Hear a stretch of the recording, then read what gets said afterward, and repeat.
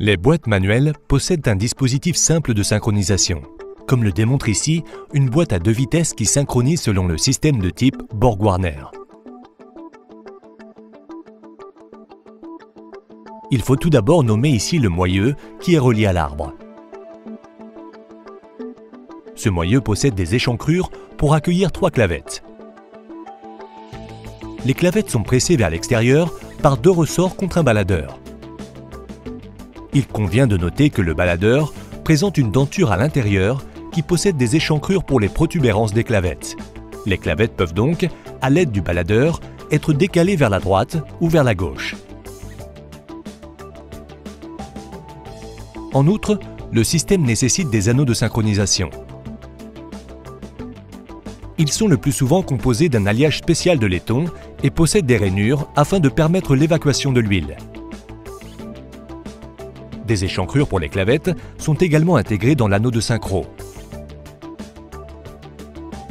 La garniture de friction est réalisée avec un cône intérieur, c'est-à-dire qu'elle s'affine vers l'intérieur.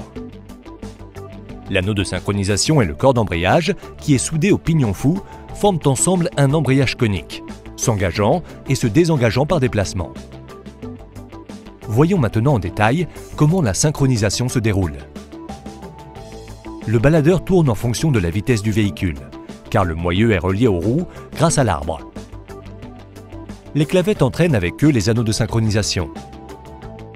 Les pignons fous ne sont tout d'abord pas concernés.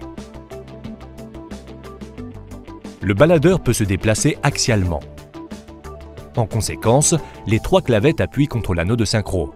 Il en résulte une friction entre l'anneau de synchronisation et le corps d'embrayage, ce qui amène le corps d'embrayage et le pignon fou à adopter approximativement la vitesse de rotation de l'anneau de synchro. Lorsque le conducteur continue à faire coulisser le baladeur, les clavettes sont finalement poussées vers le bas et n'exercent plus de pression sur l'anneau de synchronisation. En revanche, les flancs des dents du baladeur butent contre ceux de l'anneau de synchronisation. De cette façon, le baladeur exerce la pression nécessaire sur l'anneau de synchronisation afin que l'embrayage conique se ferme et que la vitesse s'adapte continuellement. Dès que le baladeur et l'anneau de synchro possèdent la même vitesse, le baladeur peut faire tourner l'anneau de synchro à l'aide des flancs des dents. En conséquence, le baladeur peut enclencher la vitesse.